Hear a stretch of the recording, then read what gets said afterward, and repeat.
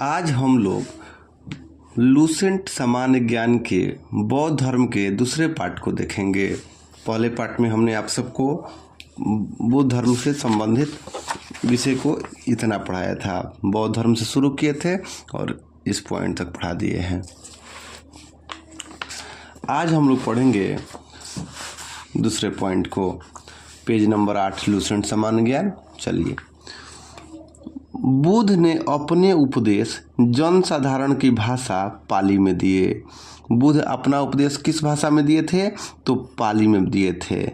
एक और भी बात है कि बुद्ध थे नेपाल के, कपिलवस्तु के थे तो नेपाली थे, तो इसलिए दिए थे पाली में।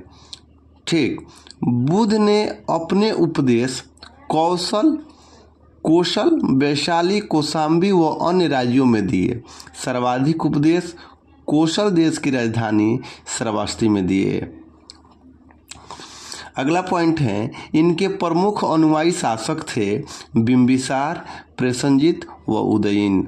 यहाँ पर अब आते हैं, थोड़ा हम 3 पॉइंट को पढ़ते हैं कि बुद्ध ने कौन से भाषा में अपना उपदेश दिया था। तो जो लैंग्वेज चलता था, लोकल लैंग्वेज, मातृभाषा थी पाली। ठीक है, तो इन्होंने अपना जो लैंग्वेज रखा उपदेश का, पाली रखा। ठीक है, तो आपसे पूछा जाएगा कि बुद्ध ने सर्वाधिक उपदेश कौन से भाषा में दिए थे? तो पाली में दिए थे। सर्वाधिक उपदेश कहाँ पर दिए थे? ठीक है, तो आपका हो जाएगा श्रावस्ती। सर्वाधिक से याद रखिएगा श्रावस्ती। बुद्ध ने सबसे ज़्यादा उपदेश कहाँ दिए थे? तो सर्वाधिक उपदेश दिए थे श्रावस्ती में। ठीक है, कहाँ कहाँ दिए थे? तो कौशल में दिए थे। ठीक है, कौशल में, उसके बाद कौशाम्बी में और वैशाली में। इसके अलावा भी अन्य राज्यों में दिए थे, लेकिन सर्वाधिक उपदेश श्रावस्ती में दिए थे। किस भाषा में दिए थे? तो पाली भाषा में दिए थे।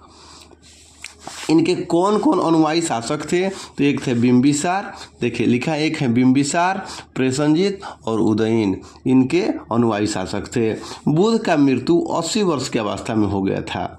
इनका मृत्यु कितने वर्ष में हुआ था? 80 वर्ष में। ठीक है, तो 80 वर्ष की अवस्था में कहाँ हुई थी? तो उत्तर प्रदेश में हुआ था। कहाँ में? यूपी में। यूपी के में एक जगह है कुशीनगर, ठीक है, या कुशीनारा, यहीं पर इनका मृत्यु हो गया था 483 ईसा पूर्व में। आपसे कोई पूछेगा कि बुद्ध का मृत्यु कब हुआ था? तो 483 ईसा पूर्व में। देखिए, इनका जन्म हुआ था 563 ईसा पूर्व। अब मृत्यु हुआ था जन्म, अब मृत्यु हुआ था 483 ईसा पूर्व में। यहाँ ध्यान देने वाला बात देखिए, 63-83, बस आपको यही याद रखना है। 63-83, 563 में जन्म, 483 में मृत्यु। ठीक है, कितने साल लगा था? कितने साल का ये इनका उम्र था उस टाइम? मृत्यु के टाइम में तो 80 वर्ष। 63-83, जन्म 63 में, 563 में और मृत्यु 83 में, 483 ईसा पूर्व में। आइए पढ़ते हैं आगे। यहाँ पर लिखा है कि बुद्ध की मृत्यु 80 वर्ष की अवस्था में 483 ईसा पूर्व में कुशीनारा, देवरिया, उत्तर प्रदेश में चुंद द्वारा अर्पित भोजन करने के बाद हो गई, जिसे बौद्ध धर्म में महापरिनिर्वाण कहा जाता है। मल्लों ने अत्यंत सम्मान पूर्वक बुद्ध की अंत्येष्टि संस्कार किया। यहाँ पर आप देखिए, बुद्ध का जो मृत्यु है कब हुआ था?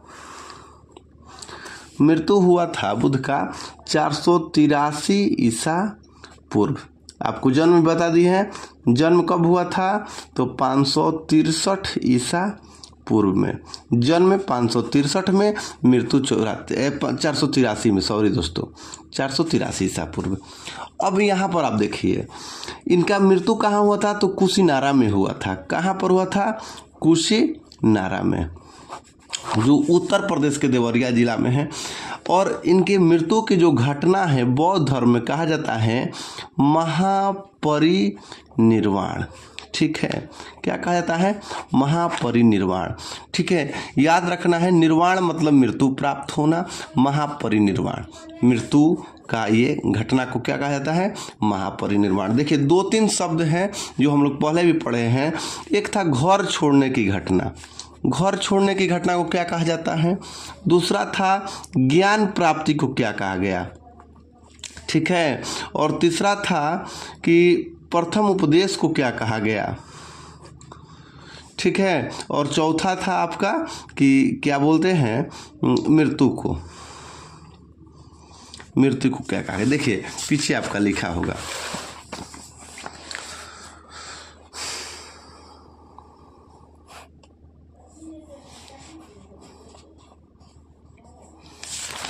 छोड़िए हम ऐसे ही बता देते हैं। देखिए घर छोड़ने की घटना को कहा गया महाभिनिष्क्रमण, महाभिनिष्क्रमण। देखिएगा यहाँ पर थोड़ा शब्द को पकड़िए, महाभिनिष्क्रमण। निष्क्रमण से देखिए भ्रमण शब्द आ रहा है, भ्रमण, निष्क्रमण, भ्रमण, ठीक है। तो घर छोड़ने की घटना को जो भ्रमण करने के लिए निकले तो उसको कहा गया महाभिनिष्क्रमण, ठीक है। प्रथम उपदेश को क्या कहा गया? जो प्रथम उपदेश इन्होंने सारनाथ में दिया था, कहाँ पर दिया था? सारनाथ में। तो इसको कहा गया धर्म चक्र परिवर्तन, धर्म चक्र परिवर्तन। समझिए धर्म चक्र परिवर्तन क्यों कहा गया भाई धर्म चक्र परिवर्तन? क्योंकि इन्होंने दूसरे धर्म को बदलने के लिए, दूसरे धर्म को, धर्म के बारे में बताया था, ठीक है। हिंदू धर्म से हटके इन्होंने एक नया धर्म बनाया था, तो धर्म चक्र परिवर्तन, इन्होंने धर्म चक्र को बदल दिया था। और मृत्यु को क्या कहा गया? महापरिनिर्वाण, ठीक है। निर्वाण मतलब मृत्यु। तो ये आप ये शब्द को देखकर थोड़ा सा भी घबराइएगा नहीं। फिर से यहाँ पर देखिए एक शब्द है महाभिनिष्क्रमण, ठीक है, महाभिनिष्क्रमण। तो आप यहाँ से निष्क्रमण से भ्रमण समझ लीजिए, यानी भ्रमण हो गया, यानी घर छोड़ दिए थे। धर्म चक्र परिवर्तन जब भी कोई पूछेगा तो क्या आप कहिएगा? धर्म चक्र, यानी ये प्रथम उपदेश दे दिए आप लोग बौद्ध धर्म अपनाइए, ठीक है। और उसके बाद महापरिनिर्वाण कोई पूछा तो निर्वाण का मतलब मृत्यु, यानी बौद्ध धर्म में महात्मा बुद्ध की मृत्यु को क्या कहा जाता है? महापरिनिर्वाण। चलिए आगे पढ़ते हैं। लिखा गया है कि एक अनुश्रुति के अनुसार, देखिए आपको दिखना भी चाहिए, कहीं दिखता है तो थोड़ा जूम करके देख लीजिए या अपना क्वालिटी बढ़ाकर देखिएगा। एक अनुश्रुति के अनुसार मृत्यु के बाद बुद्ध के शरीर के अवशेषों को 8 भागों में बांटकर उन पर 8 स्तूप का निर्माण कराया गया था, ठीक है। बुद्ध के जन्म एवं मृत्यु की तिथि को चीनी परंपरा के कैंटोन अभिलेख के आधार पर निश्चित किया गया है। ये भी आपको ध्यान रखना है कि मृत्यु के बाद इनके शरीर के जो अवशेष थे उसको कितने जगहों पर? 8 जगहों पर, 3, 3, 6 और 2, 8 जगहों पर बांटकर 8 गो स्तूप बनाया गया था। ध्यान रखना है ये भी बात को। उसके बाद हम लोग पढ़ते हैं कि बौद्ध धर्म के बारे में हमें विशद ज्ञान त्रिपिटक से प्राप्त होता है। यहाँ पर ध्यान देने वाली बात है कि बौद्ध धर्म के बारे में हमको जानकारी के लिए क्या चाहिए? त्रिपिटक के बारे में। त्रिपिटक से हम लोग को सबसे ज़्यादा जानकारी मिलता है। त्रिपिटक में 3 गो ग्रंथ है, ठीक है। देखिए यहाँ पर लिखा भी है कि त्रिपिटक में से मिलता है। त्रिपिटक में क्या है? विनय पिटक, सूत्र पिटक और अभिधम पिटक। देखिए त्रिपिटक में क्या है? पहला है विनय पिटक, उसके बाद है सूत्र पिटक, फिर है अभिधम्ब पिटक। ध्यान रखना है। चलिए विनय पिटक, सूत पिटक, अभिधम। विनय जो है सूत को पीट रहे, धम धम धड़ाम धड़ाम बजता है आवाज ना, तो विनय जो है सूत को पीट रहे हैं, धम धम। इसको याद करने का तरीका है, विनय पिटक आराम से पीटना है, सूत पीटना है, सूत्र को पीटना है, और अभिधम धम धम पीटना है, ठीक है। अब इसको याद रखें, त्रिपिटक में 3 गो ग्रंथ है, विनय पिटक, सूत्र पिटक और अभिधम पिटक। उसके बाद हम लोग पढ़ते हैं थेरवाद मत की पाली त्रिपिटक सबसे पुराना है। सूत्र पिटक में बुद्ध के धार्मिक सिद्धांतों का संवाद के रूप में संकलित किया गया है। सूत्र पिटक में, ठीक है, सूत्र पिटक में सूत्र खाली दिया गया है। सूत्र पिटक में क्या दिया गया है? सूत्र दिया गया है धार्मिक सिद्धांतों का, धार्मिक सिद्धांत का। देखिए दोस्तों, हम सही मतलब थोड़ा सुंदर से नहीं लिख रहे हैं, कारण है कि हम बोल रहे हैं और लिख रहे हैं और आपको समझाने का प्रयास कर रहे हैं। तो सूत्र पिटक माने, इसमें सूत्र पिटक में क्या है? खाली सूत्र दिया गया है, बौद्ध धर्म से संबंधित नियम कानून दिया गया है, धार्मिक सिद्धांत दिया गया है, ठीक है, यही बात लिख रहा है। उसके बाद कह रहा है कि विनय पिटक में संघ के भिक्षु एवं भिक्षुणियों के लिए बनाए गए नियम का संग्रह किया गया है। और विनय पिटक में विनय मतलब होता है विनती, ठीक है, विनती करके भिक्षा मांगना है। किसी से भिक्षा मांगते हैं तो आप ढंग से ना मांगिएगा, उल्टा पुल्टा करिएगा तो भिक्षा थोड़ी देगा। गुरुए के मांगिएगा, तरनिया के मांगिएगा तो भिक्षा देगा नहीं। तो विनय पिटक में, ठीक है, विनय से भिक्षु भिक्षुणियों को कैसे भिक्षा मांगना है उनके लिए नियमों का चर्चा किया गया है, ठीक है। और इसमें संघ के अनुशासन तोड़ने पर, और यदि कोई भिक्षु भिक्षुणी संघ का नियम तोड़ देता है तो उसके लिए प्रायश्चित की सूची भी दी गई है कि कैसे प्रायश्चित करेगा। अभिधम पिटक में, सूत्र पिटक में वर्णित सिद्धांतों के सुव्यवस्थित अनुशीलन के लिए आवश्यक सूचित के सारांशों तथा प्रश्नोत्तरी का समावेश किया गया। देखिएगा 3 गो है, कौन कौन है? फिर से आइए यहाँ पर लिखते हैं, 3 गो है। एक है विनय पिटक,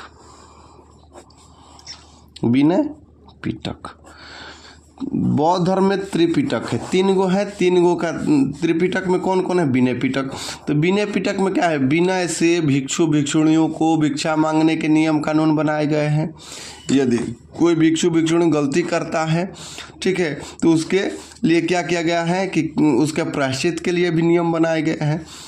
सूत्र पिटक, देखिए नमोए में सब कुछ लिखा रहता है, हम लोग को समझना है। सूत्र पिटक यानी विनय सूत्र दिया गया है। बौद्ध धर्म को मानने के लिए, बौद्ध धर्म से संबंधित जितने भी धार्मिक सिद्धांत हैं, ठीक है, उनके लिए सूत्र दिया गया। किस में? सूत्र पिटक में, ठीक है। और अभिधम पिटक में 19, ठीक है, अभिधम पिटक में, अभिधम पिटक में 19 सूत्रों को बढ़िया से सजाकर सारांश भाई इसके क्वेश्चन आंसर भी लिखा गया है। तो ये आपको याद रखना है। बौद्ध धर्म में कितने त्रिपिटक हैं, कौन कौन है? वहीं फिर से आइए, विनय पिटक, सूत्र पिटक और अभिधम पिटक। चलिए दोस्तों आगे, अब इसको छोड़ देते हैं, ये पढ़ते हैं लाइन। बौद्ध धर्म मूलतः अनिश्वरवादी है, इसमें ईश्वर की मान्यता नहीं है। बौद्ध धर्म मूलतः क्या है?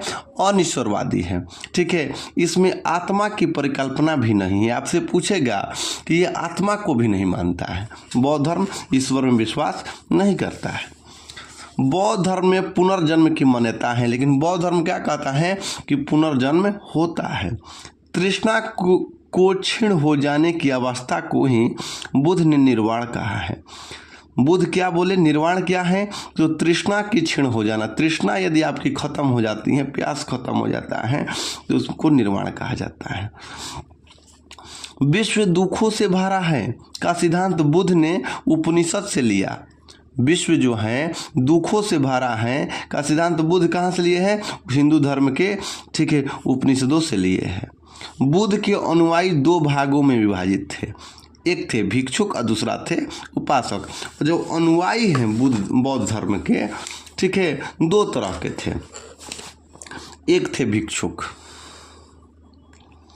एक है भिक्षुक और एक दूसरा था उपासक,